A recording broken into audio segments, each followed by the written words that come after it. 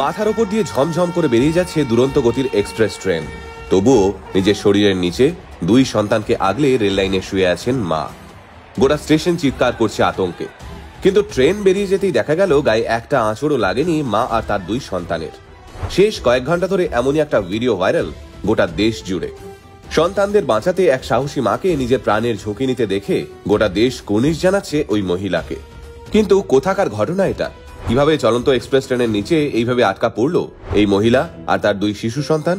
চলুন আজকের ভিডিওতে সেটাই জেনে নিই আমরা। ঘটনাটা গত শনিবারের বিহারের বাড় রেলওয়ে স্টেশনে। সেদিন বিরাট ভিড়। সবাই অপেক্ষা করছে বিক্রমশিলা এক্সপ্রেস ট্রেনটি আসার, কারণ এই বিক্রমশিলা এক্সপ্রেসে চেপেই বাড় স্টেশন থেকে অতি দ্রুত দিল্লি পৌঁছানো যায়। বিক্রমশিলা এক্সপ্রেস স্টেশনে এসে দাঁড়াতেই হুড়োহুড়ি পড়ে যায় যাত্রীদের মধ্যে, কারণ ট্রেন বেশিক্ষণ দাঁড়াবে না। এই হুড়োহুড়ির মধ্যেই এই মহিলা নিজের স্বামী আর দুই সন্তানকে নিয়ে ট্রেনে উঠতে যাচ্ছিলেন। মহিলার স্বামী ট্রেনে মালপত্র তোলার জন্য আগেই উঠে পড়েছিলেন, কিন্তু তখনই আচমকা ঘটল সেই দুর্ঘটনা।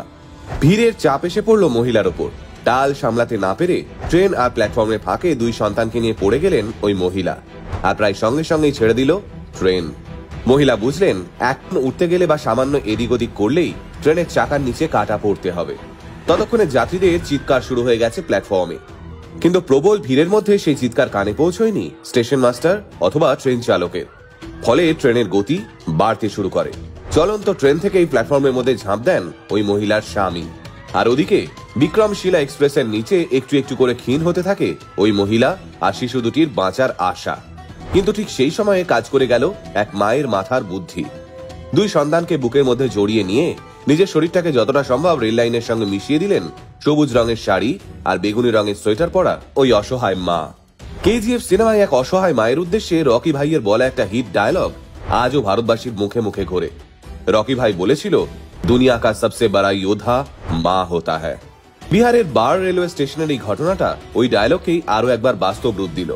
গোটা বাড় রেলওয়ে স্টেশনের যাত্রীরা তখন ভেবে নিয়েছিল ওই মহিলা আর তার দুই সন্তান বেঁচে ফিরবে না।